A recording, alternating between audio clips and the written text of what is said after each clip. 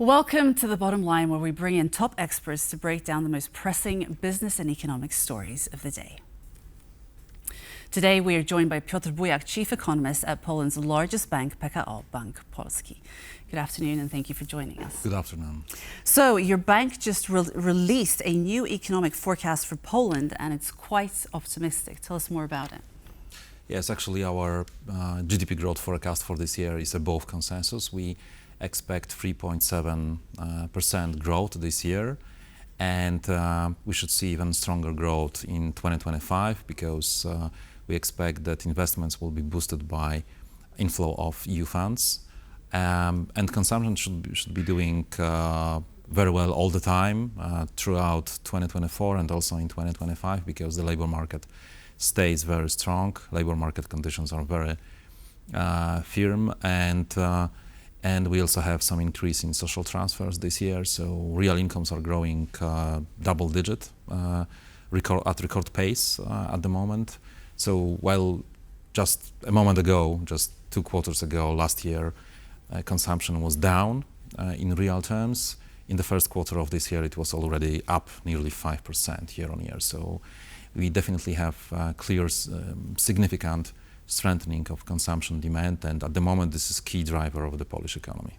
Well, speaking of drivers, we actually had Ignacy Morawski, chief economist of Puls Biznesu, here on Monday, and he spoke about his concerns regarding Polish exports and the fact that they might not actually be as strong a driver for economic growth as they used to be. And I wanted to hear your thoughts on that. Well, definitely we have cyclical weakness in exports at the moment. We have very weak growth in the Eurozone, that is key export market for Poland, including recession in Germany.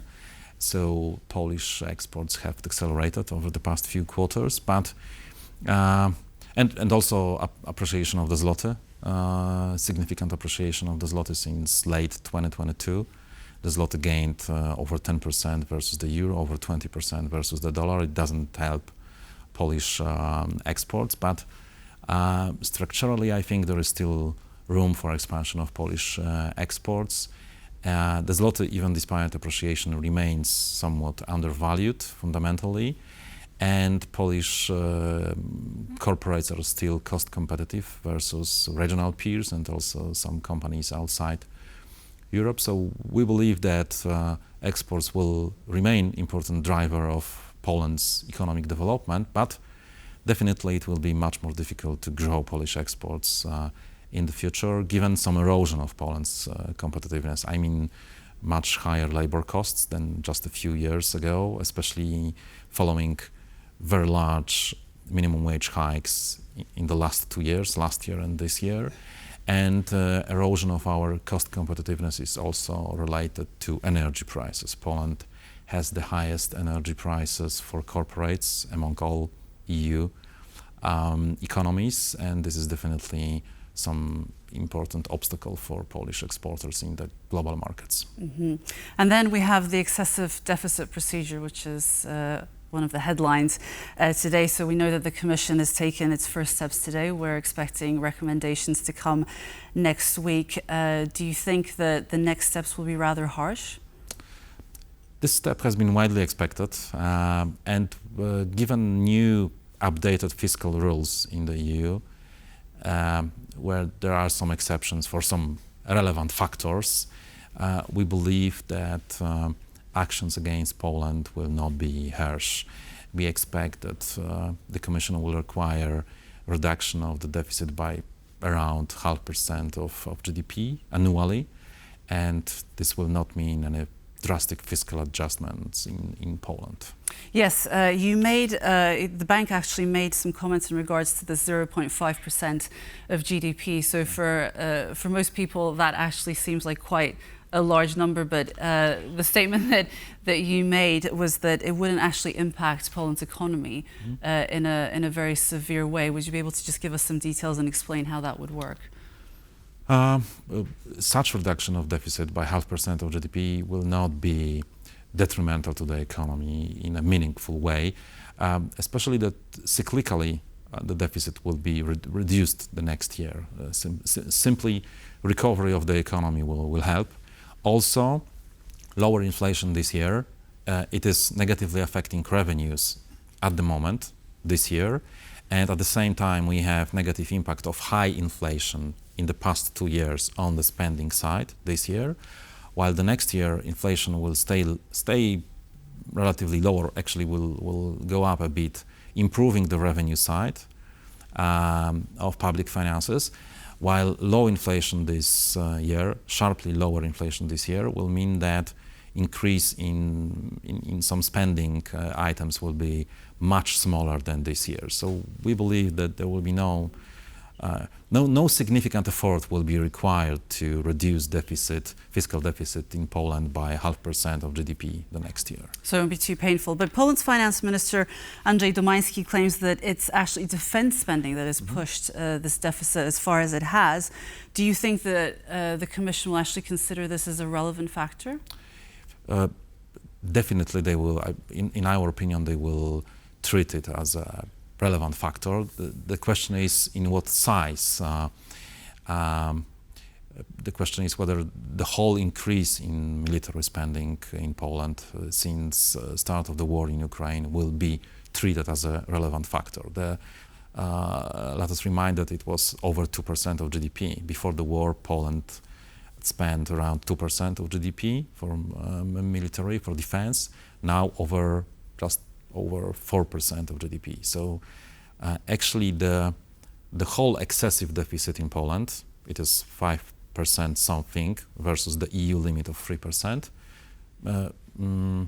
may be treated as a result of increase in military spending by 2% of GDP. But the question is whether the European Commission will think of that the same way.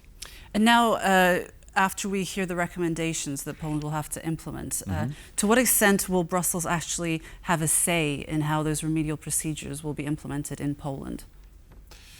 I think that the Commission will not have a say on details. They will simply require some reduction of the deficit, while details will depend on the Polish government.